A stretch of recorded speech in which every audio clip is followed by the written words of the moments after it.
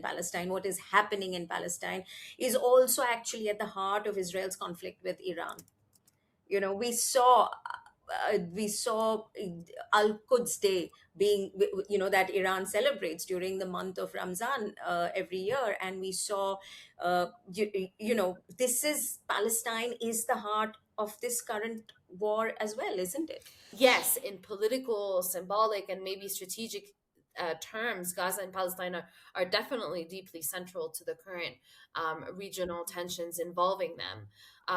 Because Palestine, of course, is a core political symbol in Iran's, regional narrative. Gaza, of course, helped trigger the current cycle of regional escalation, and has been, of course, a major turning point in reshaping a lot of regional alignments. Um, but Gaza did not cause the Iran-Israel conflict, but definitely maybe intensified it and accelerated it. And now the region is experiencing this wider war dynamic. But our lives in Palestine remains deeply affected by the insecurity, but by forcible displacement, by the economic collapse. And it's funny that you mentioned Al Quds Day.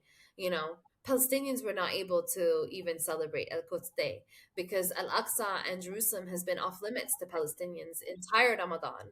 And it's my first Ramadan that I don't get to go to Al Aqsa, and it makes me emotional because like that's our tradition, and we go to Laylat al Qadr and we pray and we have dinner together, and it's a vivid childhood memory for many Palestinians.